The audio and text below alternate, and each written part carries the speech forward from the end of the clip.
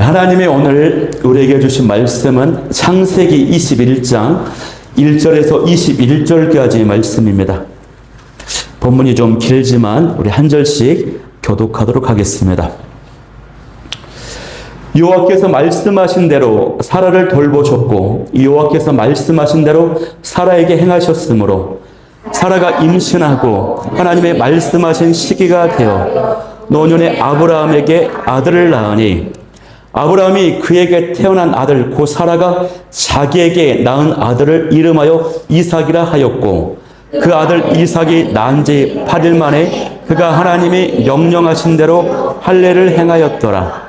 아브라함이 그의 아들 이삭이 그에게 태어날 때에 100세라. 사라가 이르되 하나님이 나를 웃게 하시니 듣는 자가 다 나와 함께 웃으리로다. 또 이르되 사라가 자식들을 젖먹이겠다고 누가 아브라함에게 말하였으리요마는 아브라함이 노경에 내가 아들을 낳았도다 하니라. 아이가 자람에 젖을 때고 이삭이 젖을 때는 날에 아브라함이 큰 잔치를 베풀었더라. 사라가 본즉 아브라함의 아들 애굽 여인 하갈의 아들이 이삭을 놀리는지라. 그가 아브라함에게 이르되 이 여종과 그 아들을 내쫓으라. 이 종의 아들은 내 아들 이삭과 함께 기업을 얻지 못하리라 하므로 아브라함이 그의 아들로 말미암아 그 일이 매우 근심이 되었더니 하나님의 아브라함에게 이르시되 내 아이나 내 여종으로 말미암아 근심하지 말고 사라가 내게 이런 말을 다 들으라. 이삭에게서 나는 자라야 내 씨라 부를 것임이니라. 그러나 여종의 아들도 내 씨니 내가 그로 한 민족을 이루게 하리라 하신지라. 아브라함이 일찍이 일어나 떡과 물 한 가죽 부대를 가져다가 하갈의 어깨에 메고 그 아이를 데리고 가게 하니 하갈이 나가서 부엘세바 광야에서 방황하더니 가죽 부대에 물이 떨어진지라. 그 자식을 감목 덤불 아래에 두고 이르되 아이가 죽는 것을 참아 보지 못하겠다 하고 화살 한 바탕 거리 떨어져 마주 앉아 바라보며 소리내어 우니 하나님의 그 어린 아이의 소리를 들으셨으므로 하나님의 사자가 하늘에서부터 하갈을 불러 이르시되 하갈아 무슨 일이냐 두려워하지 말라. 하나님의 적에 있는 아이의 소리를 들으셨나니 일어나 아이를 일으켜 내 손으로 붙들라. 그가 큰 민족을 이루게 하리라 하시니라. 하나님이 하갈의 눈을 밝히셨으므로 샘물을 보고 가서 가죽 부대에 물을 채우다가 그 아이에게 마시게 하였더라. 하나님의 그 아이와 함께 계심에 그가 장성하여 광야에서 거주하며 활 쏘는 자가 되었더니 함께 읽겠습니다. 그가 바람 광야에 거주할 때에 그의 어머니가 그를 위하여 애굽 땅에서 아내를 얻어 주었더라. 아멘. 네, 저는 오늘 이 시간에 이삭의 출생, 이스마엘의 떠남이라는 제목으로 오늘 말씀을 나누도록 하겠습니다. 여러분 성경을 보면은 하나님이 어떠한 분이신지에 대한 하나님에 대한 표현이 많이 나오죠. 예를 들면 하나님은 사랑의 하나님, 또 능력의 하나님, 또 치료하시는 하나님 이렇게 표현이 많이 됩니다. 오늘 본문에서 우리가 만나야 되는 그 하나님은요. 신실하신 하나님이에요. 신실하다라고 하는 뜻은요. 믿을 수 있고 참되고 변함이 없다. 그래서 하나님의 약속을 하셨다면 그 약속을 반드시 지키신다. 이런 뜻을 가지고 있어요. 사람은요. 신실하지 못해요. 감정도 자꾸 변하고 약속을 지킬 수 없어요. 그러나 이 신실하심은 하나님과 인간이 구별되는 중요한 점 중에 하나입니다. 그리고 오늘 그 신실하신 그 하나님이요. 오늘 본문에 선명하게 나타나고 있어요. 그것은 바로 약속의 아들 이삭이 드디어 출생을 하게 되었다는 것입니다. 자, 1절부터 보면은 여호와께서 말씀하신 대로 사라를 돌보셨고 또 여호와께서 말씀하신 대로 사라에게 행하셨으므로 말씀하신 대로가 두 번이나 언급되어서 강조하고 있어요. 인간의 힘이 아니라 하나님께서 행하셨다라고 하는 것입니다. 그러면 하나님의 말씀하신 것이 그 내용이 무엇이었습니까? 2절에 나오는데 사라가 임신을 하고 아들을 낳은 겁니다. 드디어 약속의 자녀가 태어난 것이에요. 지금 사라의 나이가요 90세거든요. 그런 그녀가 아이를 출산한다? 있을 수 없는 일입니다. 상식적으로 불가능해요. 하나님께서 행하신 역사하심이라는 것입니다. 그 누구도 부인할 수 없는 하나님의 행하신 것이라는 거예요. 그리고 이 응답은요, 아브라함의 75세에 부르심받고 그 약속을 받았는데, 아브라함이 지금 100세에 나왔기 때문에 몇 년이 걸렸습니까? 25년이 걸렸어요. 2절 말씀은요, 분명히 기록하기를 하나님의 말씀하신 시기가 되어 이렇게 기록되어 있어요. 우리가 생각할 때 이 25년의 시간은요, 너무 긴 시간이에요. 하나님의 계획하신 그 이삭이 출생한 분명한 때가 있었다는 겁니다. 그러나 하나님 계획하신 그때. 하나님께서요, 약속을 주시고 바로 응답하시지 않은 이유가 있어요. 그것은 여러 가지 이유가 있는데 가장 큰 이유가 뭐냐면 아브라함에게 믿음의 연단, 영적인 성장이 필요했기 때문입니다. 아브라함이 75세에 부르심받고 25년 동안 많은 일들을 겪었어요. 하나님의 인도하심을 받으면서 여러 가지 일들을 겪으면서 자신의 믿음의 연단이 되고 성장해 가는 것입니다. 그렇게 해서 아브라함이 믿음의 조상이 될 만한 그 그릇으로 준비가 되는 것입니다. 그리고 우리가 다음 장 22장에 보면은 이제 하나님께서 아브라함에게 이삭을 바치라고 하거든요. 번제로 드리라. 우여곡절 끝에 낳은 그 이삭을 번제로 바치라는 말씀을 해요. 근데 이 말씀에 아브라함이 순종합니다. 이 아브라함의 그 명령 앞에 순종함으로 하나님이 보실 때 아브라함이 마지막 최종적인 그 시험을 통과하는 겁니다. 아브라함에게 행하신 그 언약과 부르심, 그것이 아브라함의 삶에서 이제 최종적으로 확정이 되는 겁니다. 확정. 그리고 아브라함이요, 25장에서 죽음을 맞이하거든요. 자, 21장 오늘 본문 이후에는요, 하나님께서 22장 이삭을 번제로 드렸을 때 그 시험에 통과했거든요. 믿음을 통과한 겁니다. 그 이후로 25장에서 아브라함이 죽는데 그 이후로는 하나님이 이제 아브라함에게 어떤 믿음의 연단이나 믿음의 테스트, 어떤 사건들을 일으키지 않아요. 이제 하나님께서 확정 딱 지어버린 거예요. 근데 만약에 아브라함이 25년의 그 연단의 시간을 거치지 않고 약속하시고 바로 예를 들면 1년 만에 아들을 주셨다. 이삭을 주셨다. 그 다음에 하나님의 이삭을 번제로 드리라 했으면 아브라함이 바칠 수 있었을까요? 바칠 수가 없는 겁니다. 그러니까 하나님께서 이 25년의 시간은 응답을 주시려고 하는데 응답 이후에 어떤 하나님의 순종, 말씀에 반응할 수 있는 시간, 연단의 시간을 필요로 했던 거예요, 여러분. 그렇기 때문에 우리가 어떤 하나님의 주신 약속이나 어떤 계획을 분명히 가지고 있으면서도 그거 가지고 기도하잖아요. 즉시 응답을 주지 않는다라고 조급할 필요가 없습니다. 조급해서는 안 돼요. 하나님의 때가 있다는 것입니다. 5살짜리 어린 자녀가요, 엄마한테 그래요. 엄마, 나의 꿈은 최고의 요리사가 되는 거야. 엄마, 요리 연습 좀 하게. 식칼 좀 줘봐. 엄마가 식칼을 줍니까? 안 주죠. 우리 기도 제목들이 있어요. 남편이 좀 변화가 되었으면 좋겠어요. 아내가 좀 바뀌었으면 좋겠고, 우리 자녀들이 바뀌었으면 좋겠고, 또 내 사업이 좀 번창했으면 좋겠어요. 저 같은 경우는 어떻습니까? 교회가 빨리빨리 좀 부흥을 했으면 좋겠어요. 자, 그런데 우리의 바람대로 이러한 것들이 즉각 응답이 된다면 그건 큰 문제가 되는 것입니다. 배우자가 변화가 되고 자녀가 바뀌길 바란다면 그에 맞게 나도 먼저 수준이 바뀌어야 돼요. 성장해야 되는 것입니다.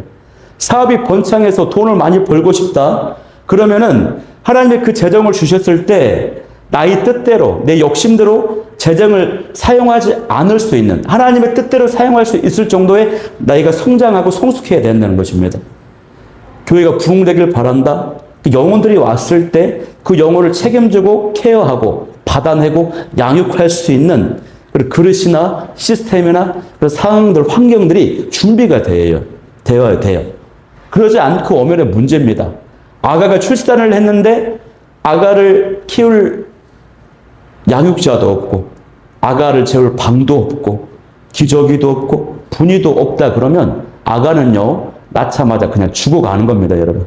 그렇기 때문에 아가가 최선으로 건강하게 자랄 수 있는 그런 환경들이 준비된 다음에 아가를 낳는 게 제일 중요해요. 시간이 걸리더라도.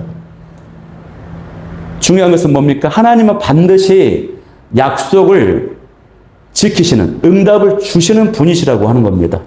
그 응답에 대한 시간이 조금 길어지고 지연이 된다 하더라도 우리는 조바심을 내지 마시고 그 신실하신 하나님을 믿고 오늘 또 기도를 심는 저와 여러분이 되기를 축복합니다. 네. 자, 이어지는 본문 3절과 4절 말씀을 보면요. 이 응답 앞에서 아브라함이 어떤 모습을 보여주는지가 나와요. 아브라함이 아주 기뻐하는 그 모습보다는 먼저 하나님 앞에 복종하고 순종하는 모습이 부각되어 있어요. 3절과 4절에. 아브라함이 하나님 앞에 복종하는 모습이 두 가지로 나타나는데 하나는 그 이름을 이삭이라고 지었습니다. 이것은요, 하나님께서 아이를 낳으면은 그 아이의 이름을 이삭이라고 지어라라고 명령하셨거든요. 그 말씀대로 순종한 겁니다. 내가 원하는 뜻대로 이 아이를 양육하지 않겠다. 하나님의 계획과 뜻대로 이 아이를 양육하겠다. 이런 의지가 있어요. 이삭이라고 하는 이름의 뜻은요, 의미는 뭐냐면 웃음입니다. 웃음. 하나님이 웃음이라고 하는 의미를 지닌 이름으로 짓게 하신 이유는 이삭의 후손이 예수님을 이 땅에 오셔서 예수님 통해서 모든 인류에게 구원의 역사, 기쁨과 웃음이 나타나도록 하시게 될 것이기 때문에 구원자의 조상인 이삭을 웃음의 의미가 담긴 이삭이라고 지으라고 하신 거예요. 그리고 이어서 아브라함이 이삭에게 할례를 행했습니다. 언약의 표시를 이삭에게 행함으로 언약을 지켜야 된다라고 하는 그 의무를 항상 생각나게 만들었어요. 이삭 스스로도 그렇고 이삭의 모습을 보는 사람들도 언약의 자녀다. 언약을 지켜야 된다라고 하는 것을 생각나게 만들었다는 것입니다. 이삭이요, 예수님의 조상인데 이삭의 출생과 예수님의 출생이요, 비슷한 점이 굉장히 많아요. 하나님의 초자연적인 능력이 개입되어서 기적적인 방법으로 출생을 했고요. 또 하나님 계획에 의해서 그 출생의 때가 특정되어서 계획되어 있었어요. 또 이삭과 그리스도는 모두 약속의 씨고 두 사람 모두 하나님께서 이름을 직접 지어주셨어요. 그래서 이삭의 출생이 예수님의 출생의 그림자라고 할 수 있습니다. 마찬가지로 우리의 자녀들도요, 한 사람 한 사람이 우연히 이 땅에 존재하는 생명이 아니라는 것입니다. 부모에게는요, 자녀의 출생이 계획하지 못한 일이었을 수도 있고요. 그래서 어떤 사람들은 약을 먹고 낙태도 하지 않습니까? 안타깝죠. 너무 안타까워요. 어떤 사람은 또 오랫동안 기다린 끝에 얻은 자녀일 수도 있어요. 그러나 성경적인 관점에서 보면은 이 생명은 궁극적으로 하나님의 주권 아래 있는 것입니다.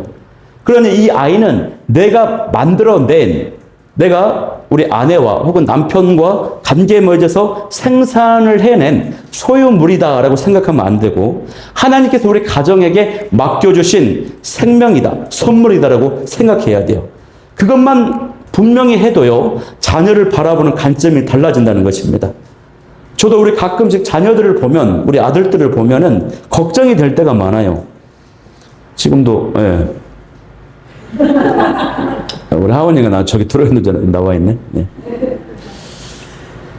우리 아이들을 보면은, 참 자녀들을 보면은 책도 좀 잘 보고 공부도 좀 잘해야 되는데, 나중에는 좀 괜찮은 직장을 얻어야 되는데, 이런 마음들이 들 때가 있어요. 첫째를 보면은 겁이 왜 이렇게 많니? 심령이 강했으면 좋겠다. 둘째를 보면은 왜 이렇게 말을 안 듣니? 권위에 순종할 줄 알고 너무 폭력적이다. 커서 다른 애들 안 때려야 되는데 이런 걱정이 있어요. 그런데 그런 마음보다는 그 이전에 어떤 마음을 가져야 됩니까? 하나님께서 왜 이 자녀들을 우리 가정에 허락하셨을까? 이 자녀들을 향한 하나님의 계획은 뭘까? 이거를 먼저 생각해야 된다는 것입니다. 모든 자녀가 이삭처럼 특별한 구속사적인 약속의 씨는 아니지만 모든 자녀는 예수님 안에서 하나님의 형상대로 지음받은 존귀한 존재입니다. 부모에게 맡겨진 선물이에요. 그러므로 자녀의 출생을요, 우리가 단순히 우리 가정의 행복을 위한 사건이다 이렇게 여기지 마시고 이 자녀가 하나님의 계획과 약속을 위한 놀라운 응답의 사건으로 바라보고 사명 따라 살도록 양육할 수 있는 부모와 우리 조부모님들이 될 수 있기를 간절히 축복합니다. 이삭이 출생을 하니까요, 가장 기쁜 사람이 누구였냐? 아브라함보다도 그의 아내 사라였습니다. 사라가 너무 기쁜 거예요. 오늘 본문에 보면은 그런 모습이 아주 잘 나타나 있어요. 사라는요, 출산을 하지 못하는 불임이었습니다. 남편이 하나님으로부터 받은 약속은 자녀 출산이 핵심이었어요. 그러나 자신이 자녀를 낳지 못하니 얼마나 큰 죄책감이 있었겠습니까? 아내가 자녀를 낳지 못하는 것은 당시 사회적으로 지약시되는 일이었고요. 불임인데다가 나이는 점점 더 늙어가요. 또 스스로의 힘으로 뭔가를 해보면 좋겠는데 그렇게 할 수도 없어요. 그러니 미안함과 서러움과 부끄러움이 가득가득 쌓여가고 있어요. 세월이 가면 갈수록. 어쩌면 남편이 25년 전에 75세가 되었을 때 하나님의 부르심을 받고 오는 동안 남편은 그 나름대로 연단받고 하나님과 교제하고 인도함 받으면서 엎치락 뒤치락 하는 가운데 가요. 그러나 사라는요, 남편 옆에서 그 남편만 바라보고 따라가는 겁니다. 존재감이 없어요.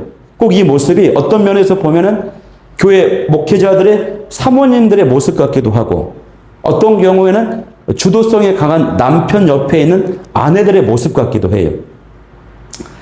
물론 요즘에는 아내들에게 처맞는 남편들도 있다고 하던데 어쨌거나 이 말씀을 묵상해 보면은 아마 이 사라는요, 그 25년 동안 웃음이 없었던 것 같아요.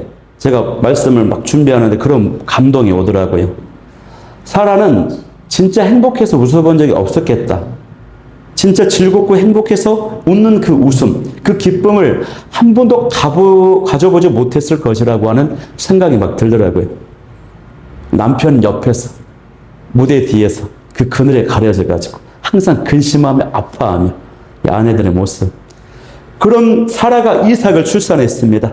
하나님의 강권적인 도우심으로 자녀를 출산할 수 있는 몸이 되게 하셨어요. 그래 사라의 마음이 얼마나 기쁘고 좋은지 몰라요. 지난 25년의 서러움이 다 사라집니다. 나의 또 사명을 완수했다라고 그 안도감이 막 입니다. 지난날의 그 상처와 아픔이 막 치유가 됩니다. 그래서 사라가요, 6절 말씀을 보면은, 우리 6절 말씀 한번 읽어볼까요? 시작. 사라가 이르되 하나님의 나를 웃게 하시니 듣는 자가 다 나와 함께 웃으리로다. 아멘. 자, 그리고 그 웃음은요, 자신만 웃는 것이 아니라 그 소식을 듣는 자가 다 나와 함께 웃는다라고 그랬어요. 이 말은 어떤 뜻이냐면 사라가 출산을 했으면 바라는 사람들이 있었거든요. 그 사람들이 웃는 거예요. 그리고 사라의 모습을 보면서 어떤 여인이 자녀를 갖고 싶지만 갖지 못하는 이 여인들에게 어떤 소망과 기쁨, 웃음을 주는 사건입니다. 또 어떻습니까? 앞서 나눈 것처럼 이 이삭이 나중에 예수 그리스도의 조상이잖아요. 예수님이 이 땅에 오시는 통로가 되기 때문에 예수님을 믿고 구원받는 모든 사람들에게 큰 기쁨과 웃음을 주는 거예요. 저와 여러분이요, 죽어서 천국에 갔을 때 사라 할머니를 뵙게 될 겁니다. 그때 이렇게 웃으면서 인사할 수 있어요. 뭐라고 말해야 될까? 사라 할머니? 아무튼 민족의 어머니? 아무튼 사라 할머니시여, 당신 때문에 구원자 예수님을 보내주실 수 있어서 내가 구원받았다고, 이런 식으로 너무 감사하다고 애쓰셨다라고 인사를 나눌 수 있다는 것입니다, 여러분. 자, 이처럼 진짜 행복해서 웃는 그 웃음은요, 하나님의 약속이 응답될 때 진짜 기쁘게 웃어요. 하나님의 계획 안에 있는 것이 이루어질 때 그 모습을 생각하면 진짜 행복한 웃음이 나오는 것입니다. 여러분, 혹시 여러분은 하나님의 약속이 응답이 되었을 때 어떤 기도 제목이나 어떤 바람이 있는데 그것이 응답이 되었을 때를 머릿속으로 상상만 해도 행복한 미소가 지어지는 일이 있습니까, 여러분? 저에게는 한 가지가 있거든요. 그것은 바로 행복한 교회 공동체에 대한 꿈이에요. 제가 20대 후반에 섬기던 교회에서 수련회를 갔어요. 강원도에 있는 하이온 리조트로 기억이 돼요. 그곳에서 비전 수양회를 갔습니다. 한 100명 정도 갔던 것 같아요. 그곳에서 이제 3박 4일 동안 이제 수련회가 진행이 됩니다. 낮에는 즐거운 친교 프로그램과 교제 시간 너무 즐거워요. 저녁에는 뜨거운 말씀과 기도 성령 집회 은혜를 많이 받아요. 그리고 이제 다음날 오후 시간 같은 경우에는 잠시 시간에 리조트 그 로비에 소파가 있잖아요. 그 소파에 딱 앉아가지고 교제하고 차 마시면서 나누는 겁니다. 창가에 밝은 햇살에 막 비춰져요. 그 정말 좋은 사람들과 차 마시면서 즐겁게 은혜 가운데 나눔을 해요. 저도 그때 그 자리에 있으면서 제가 드는 생각이 뭐였냐면 너무 즐겁고 행복하다. 나도 나중에 이렇게 즐겁고 행복한 공동체를 세울 수만 있다면 얼마나 행복할까. 그때 그 마음이 강하게 새겨졌어요. 그 사실을 생각만 해도요, 행복해지고 저절로 미소가 지어지는 것입니다, 여러분. 하나님께서 우리 교회를 그렇게 즐겁고 은혜롭고 행복한 공동체로 든든히 세워 가실 줄 믿습니다. 네. 이처럼 여러분 가슴 안에도 이런 꿈들이 있을 거예요. 제가 어렸을 때는 우리 아버지가 막 교회 간다고 엄마를 핍박할 때, 그때는 우리 가족들 모두가 그 시골 교회 수요 저녁 예배에 그때 돌아가면서 가족들이 특송을 했거든요. 어느 날 우리 가족들도 아버지와 함께 수요 저녁 예배에 특송을 했으면 좋겠다라고 하는 그런 꿈이 있었어요. 우리 현수 학생이 또 오늘 예배에 왔는데, 우리 현수 학생이 경기대학교 안에서 불신 학생들을 초대해서 초속교회 열린 모임 형태로 강의실에서 멋지게 모임을 인도하고 이끌어가는 영적 리더가 된다라고 하는 이런 꿈을 꿔보는 거예요. 생각만 해도 미소가 지어지지 않습니까? 네. 우리 요셉이 요한이도 세계적인 찬양 인도자 예배팀에 대해서 그것을 막 이끌어가는 꿈을 꿔보는 겁니다. 여러분 만약에 그런 꿈이 있어야 돼요.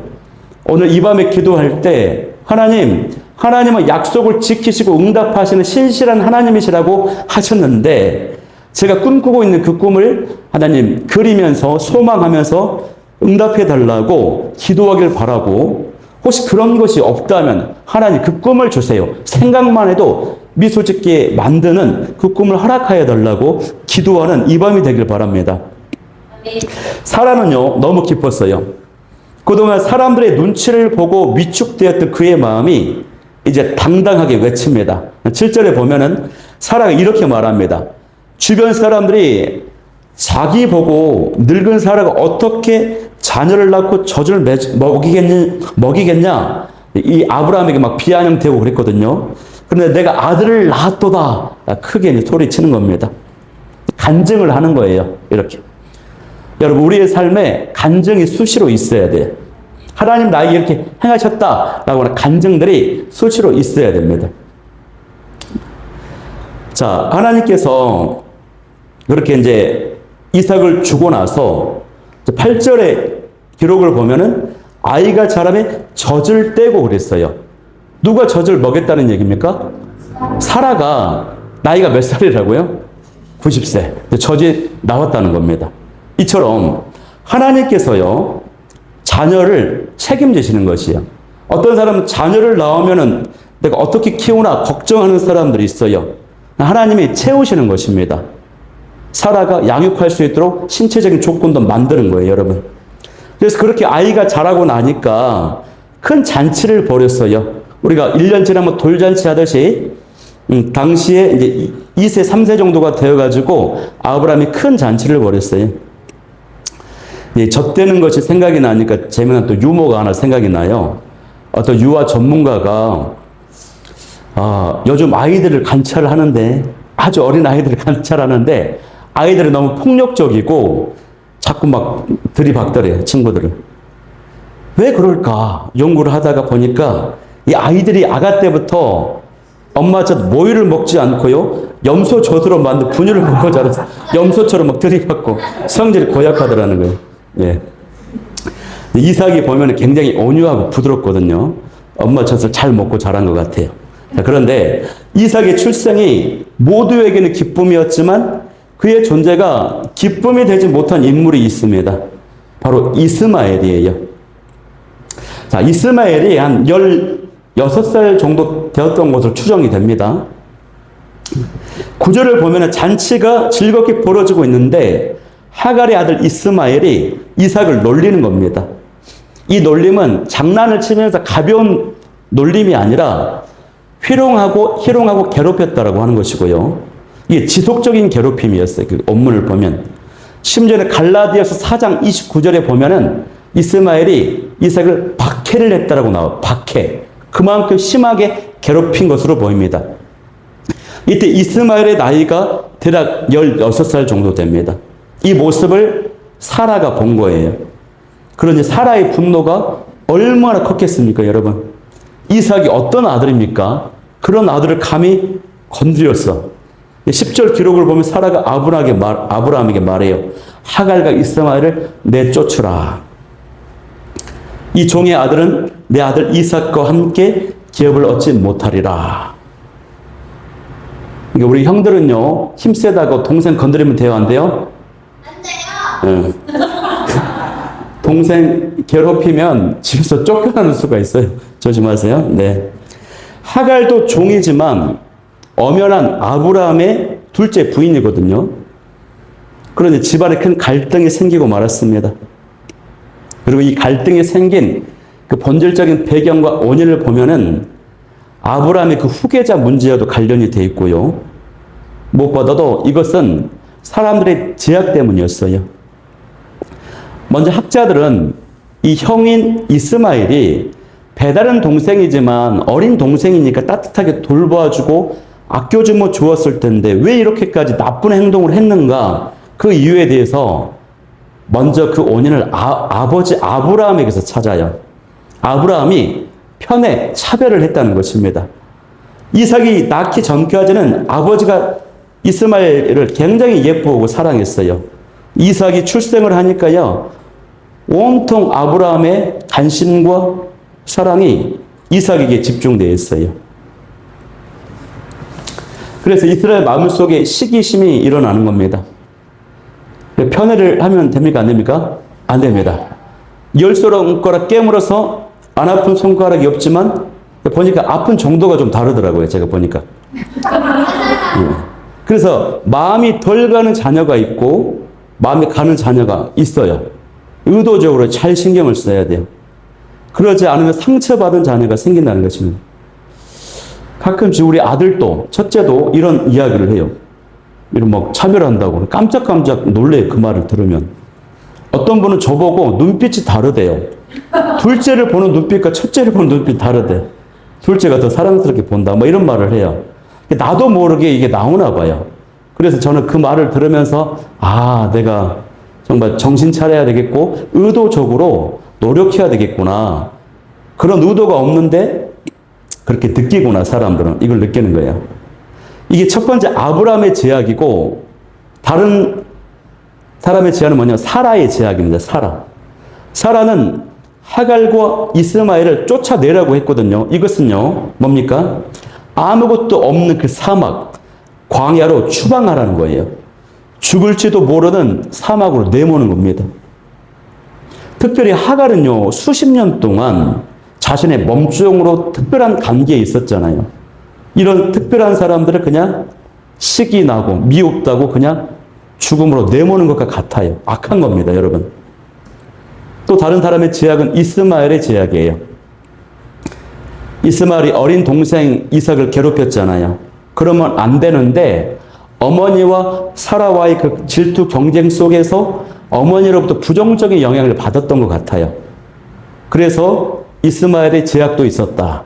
자, 이 집안의 갈등은 아브라함의 제약과 사라의 제약과 이스마엘의 제약이 함께 해가지고 나타나는 겁니다, 여러분.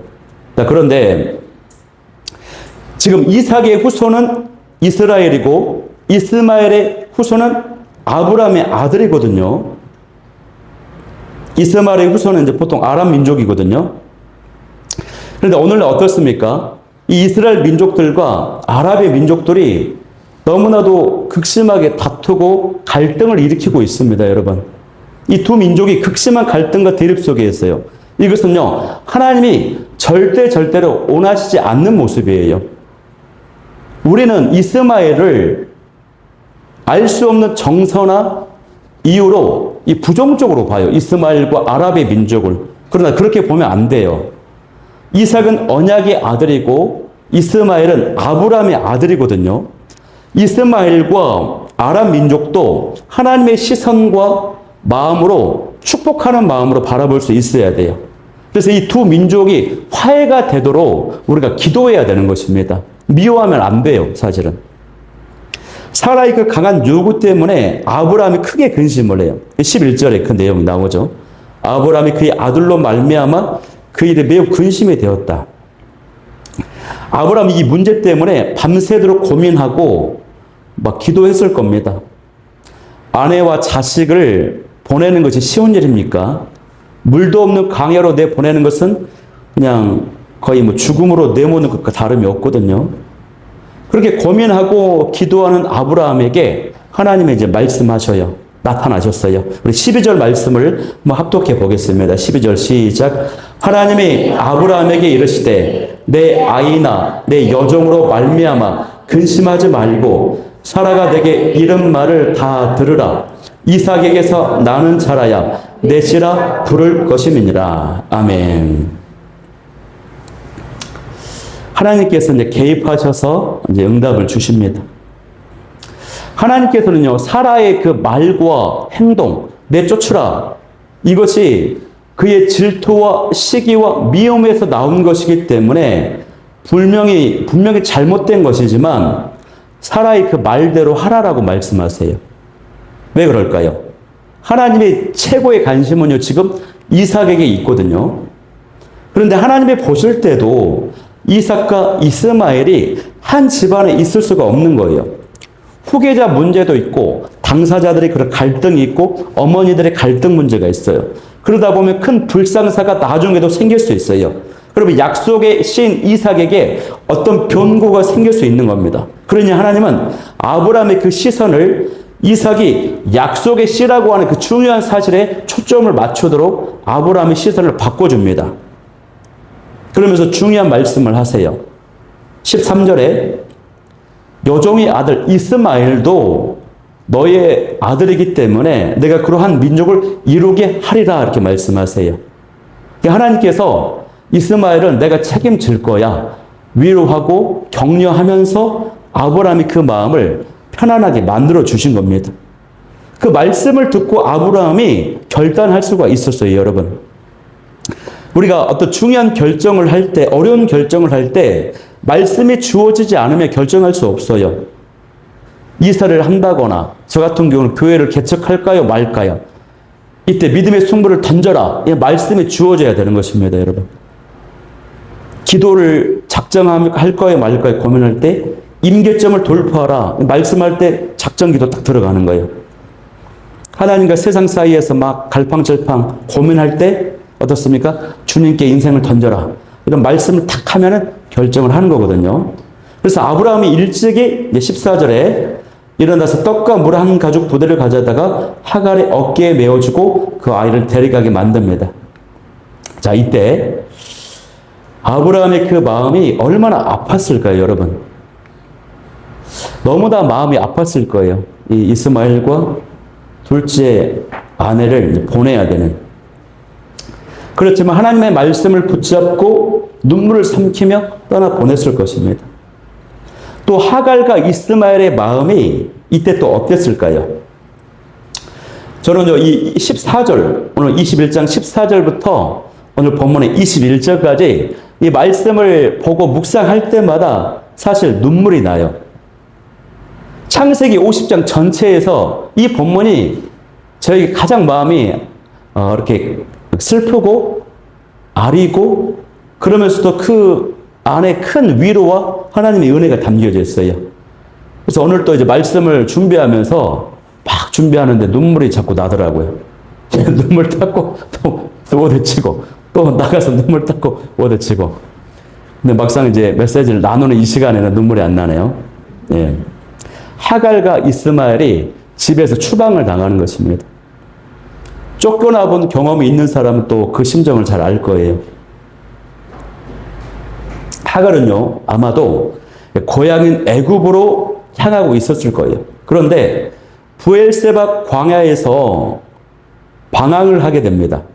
14절에. 그러면서 한 가족 부대의 물도 다 떨어졌어요. 한 가족 부대는 한 3일 정도의 분량이거든요. 이스마엘도 기력을 잃고 쓰러지고 말았습니다. 하갈은 쓰러진 아들 몸을요, 감복 덤물 안에 두었어요. 뜨거운 햇볕을 조금이나마 가려보려고. 그렇게 아들이 이제 죽어가고 있는 것입니다. 하갈은 차마 아들이 죽어가고 있는 것을 보지 못하겠다며 한참 떨어진 곳에서 아들의 모습을, 누워진 아들을 바라보며 울부짖습니다, 여러분. 16절에. 그런데 이때 하나님이 나타나시죠. 하나님의 천사가 17절에 보니까 하갈을 부르십니다. 17절의 기록을 보면요, 하나님이 뭐라고 말하냐면, 하나님이 그 어린 아이의 소리를 들으셨으므로 그랬어요. 하갈의 울부짖음이 아니에요. 어린 아이, 이스마엘의 기도 소리를 들으셨다는 것입니다. 그러니까 이스마엘이 저 감복 덤물에서 누워가지고 죽어가고 있으면서 어떻습니까? 하나님을 찾았던 거예요.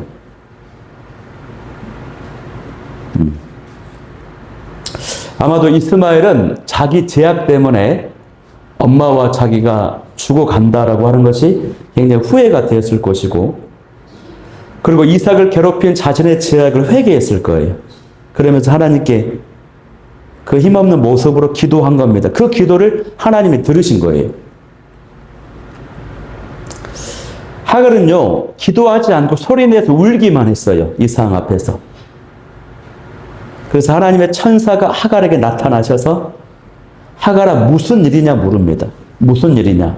두려워하지 말라. 이 뜻은 뭐냐면, 하갈아, 너는 왜 이 상황에서 기도하지 않고 울기만 하느냐? 너희 아들이 기도해서 내가 그 기도를 들었다. 너는 왜 울기만 하나? 기도하지 않느냐? 그리고 두려워하지 말라. 이 뜻은 너희를 향한 나의 계획은 죽는 것이 아니다.